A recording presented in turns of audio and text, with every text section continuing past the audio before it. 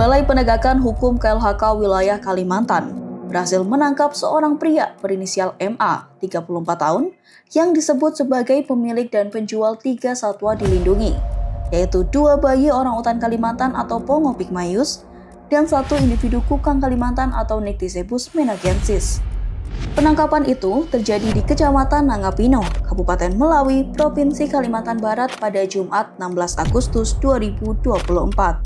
MA ditangkap saat hendak melakukan transaksi jual beli satwa dilindungi tersebut. Menangkap MA, pelaku perdagangan ilegal satwa orangutan, Pongo pygmaeus dan kukang di Kabupaten Melawi, Provinsi Kalimantan Barat pada hari Jumat 16 Agustus 2004, di mana tersangka MA diamankan oleh petugas KLHK.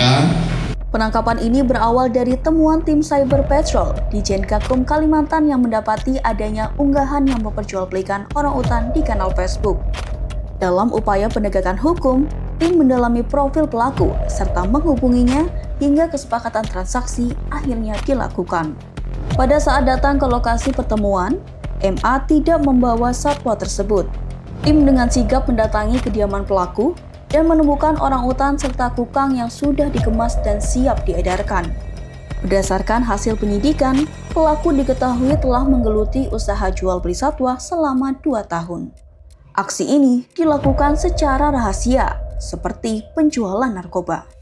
Saat ini, kedua orangutan jantan berusia sekitar 2-3 tahun itu tengah menjalani perawatan oleh tim dokter hewan di Sintang Orangutan Center. Sebelumnya, pada saat diselamatkan ditemukan bekas luka jerat pada salah satu orangutan tersebut. Dalam konferensi pers yang digelar pada Kamis 22 Agustus 2024, Dirjen Penegakan Hukum KLHK Rasio Ridosani mengungkapkan, dengan ditemukannya barang bukti berupa 2 individu bayi orangutan, ada indikasi induknya dibunuh untuk memperoleh anaknya. Dengan adanya 2 orangutan ini, maka untuk mendapatkan orangutan ini tentu akan membunuh ibunya. Ia juga menyampaikan bahwa kehilangan 1 individu induk orangutan dapat memperlambat proses reproduksi satwa yang statusnya terancam punah ini. Sebab, setiap orangutan membutuhkan paling cepat 7 tahun untuk melahirkan kembali.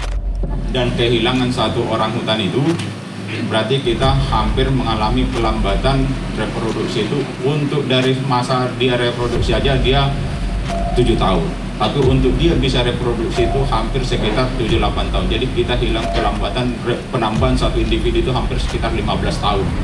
Ini memang sangat mempengaruhi kepada ekosistem alam dan rantai daripada siklus kehidupan dari satwa kita. Penangkapan MA menjadi upaya penting dalam memutus rantai perdagangan ilegal tumbuhan dan satwa liar dilindungi, terutama orangutan dan kukang. Dari kasus MA, penyidik hingga kini masih mendalami keterlibatan jaringan perdagangan satwa itu hingga ke luar negeri. Dalam memberikan efek jera, Rasio menegaskan agar setiap pelaku diberikan hukuman maksimal dengan menerapkan penyidikan multidor atau pasal berlapis.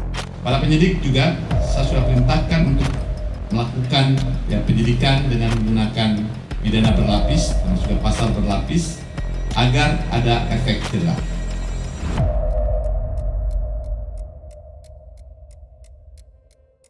Kepala Balai Gakum KLHK Wilayah Kalimantan David Muhammad mengatakan bahwa MA telah ditetapkan sebagai tersangka dan dilakukan penahanan di Rutan Kelas 2A Pontianak guna menjalani proses penyidikan.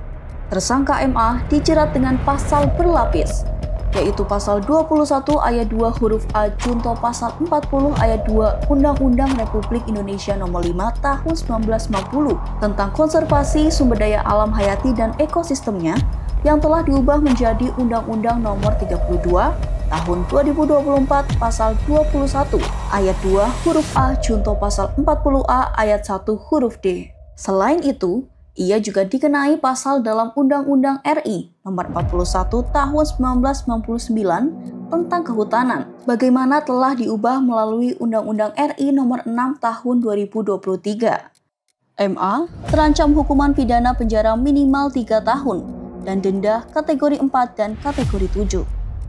Penangkapan MA menambah jumlah kasus penyelamatan bayi orangutan di Kalimantan Barat.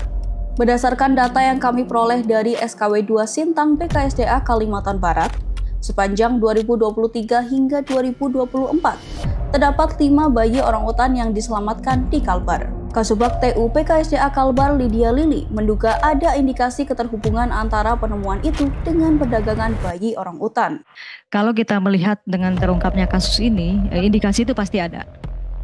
Indikasi itu pasti ada, dan ini memang juga yang menjadi di internal kita, Pak Kepala Balai juga beberapa kali kita rapat internal juga, kita juga melihat kok beberapa kali kita menemukan bayi, ada melaporkan pelaporan adanya bayi orangutan yang ditemukan warga dan diserahkan ke kita. Itu juga kita sudah sempat berpikir ke arah sana. Apakah ini arahnya ke sana? Dan memang begitu dengan kasus yang diangkat teman-teman dari Balai Gakum Kalimantan ini, ya ini akhirnya ternyata dugaan kita benar. Kasus ini seharusnya menjadi pendorong bagi pihak berwenang untuk memperketat pengawasan dan pelindungan satwa liar, baik di habitatnya maupun dari ancaman-ancaman lain seperti perdagangan satwa. Kehilangan ibunya, Pak. Kehilangan ibunya, ya. Kan tidak mungkin orang ngambil. Dia pasti main ibunya. Iya, Pak. Bapak perhatiin. Perdagangan satwa liar merupakan satu di antara beberapa gerbang sebelum pemeliharaan maupun kejahatan satwa lainnya. Saat ini, pemerintah sendiri sudah memperkuat peraturan perundang-undangan bagi pelindungan satwa. Salah satunya pasal tentang pemajangan satwa di media elektronik. Sekarang dengan undang-undang yang baru ini, bahwa tindakan bahkan mempertontonkan satwa itu udah menjadi tindak pidana, apalagi memeliharanya. Jadi tolong disampaikan kepada masyarakat, mencintai satwa itu tidak perlu harus memelihara di rumahnya, biarlah dia hidup di alamnya. Dan Gakum akan melakukan pengembangan seperti arahan Pak Dirjen, karena kita identifikasikan satwa orangutan khususnya banyak menjadi satwa komoditas internasional.